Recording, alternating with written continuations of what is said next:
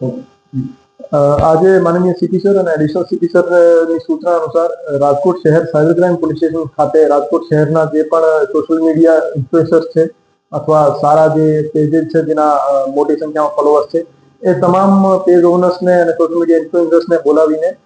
એમની સાથે અમુક મુદ્દાઓને લગત ચર્ચા કરવામાં આવેલ હતી।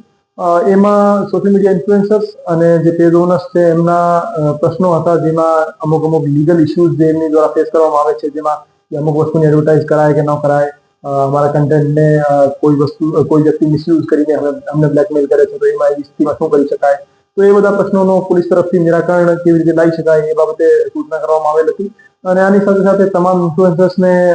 અમે અમારા તરફથી એમની શું સપોર્ટ એમનો જોઈએ એમને એ બાબતે પણ એમને માહિતગાર કરવામાં આવેલ હતા। જેમ કે અમુક સોશિયલ મીડિયા ઇન્ફ્લુએન્સર્સને અમે કન્વિન્સ કર્યા છે કે ડ્રગ્સ અવેરનેસ બાબતે, સાયબર ક્રાઇમ અવેરનેસ બાબતે અને પોલીસની કામગીરી ને જનતા સુધી પહોંચાડવા બાબતે અમારી સાથે જોડાય અને જે સારો કન્ટેન્ટ જે છે એ આમ જનતા સુધી પહોંચે અને સાચી માહિતી આમ જનતા સુધી પહોંચે એના માટે સાથે મળીને કેવી રીતે રેસ્પોન્સિબલ બિહેવિયર ડિજિટલ પ્લેટફોર્મ ઉપર કરી શકાય એના ઉપર વ્યવસ્થિત ચર્ચા થઈ। અને તમામને અપીલ કરવામાં આવેલી હતી કે અમુક વખતે ફેક ન્યૂઝના કારણે અથવા આધી અધૂરી માહિતીના કારણે કમ્યુનલ ટેન્શન્સ અથવા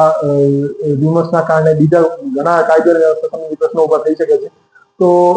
કેવી રીતે જવાબદારીપૂર્વક વર્તન કરીને ફેક્ટ વેરીફાઈ કરીને અમારી જે ઓથોરિટી છે કન્સર્ન એમની સાથે ચર્ચા કરીને અને બધું વેરિફિકેશન કર્યા પછી જ ઇન્ફોર્મેશન જે છે જનતા સુધી પહોંચે અને વેરીફાઈડ અને ફેક્ટ ચેકડ ઇન્ફોર્મેશન જનતા સુધી પહોંચે એના માટે આગળ કેવી રીતે વધી શકાય આ એક માહિતી એમની સાથે ચર્ચા કરવામાં આવી। તમામ સોશિયલ મીડિયા ઇન્ફ્લુએન્સર્સ અને કન્ટેન્ટ ક્રિએટર્સ છે એને હું અપીલ કરવા માંગુ છું કે આપ ફક્ત અને ફક્ત વ્યૂઝના કારણે અથવા ટીઆરપીના કારણે આપ ઇરરિસ્પોન્સિબલ બિહેવિયર ના કરો। આપ કોઈ પણ એવો કન્ટેન્ટ આપ પોતાના પેજ ઉપર અપલોડ ના કરો જેના કારણે માણસોમાં પેનિક ક્રિએટ થાય,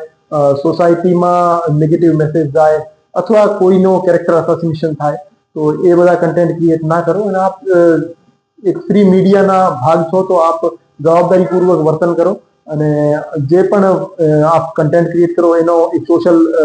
વેલ્યુ હોવી જોઈએ, એમાં મેસેજ હોવો જોઈએ, એની પાછળ સારો ઇન્ટેન્શન હોવો જોઈએ અને મનોરંજનના કારણે પણ આપ કોઈ એક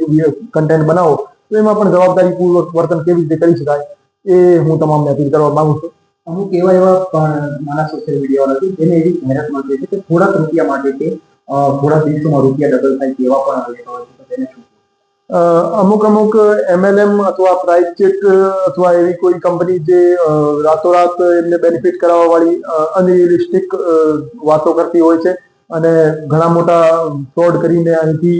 બીજા દેશમાં શિફ્ટ થઈ જતી હોય છે, તો એ એડવર્ટાઇઝમેન્ટ માટે સોશિયલ મીડિયા કન્ટેન્ટ ક્રિએટર્સનો યુઝ કરતી હોય છે। તો હું તમામને અપીલ કરવા માંગુ છું કે આપ કોઈ પણ એવી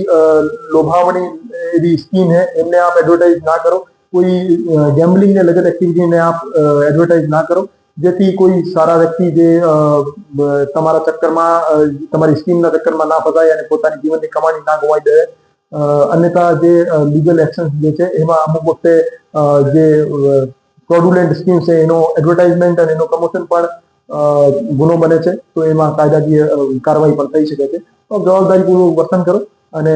જે વસ્તુથી સમાજમાં નેગેટિવ મેસેજ જતું હોય અથવા કોઈનો ડેમેજ થતું હોય એવી કોઈ વસ્તુને પ્રમોટ ના કરો।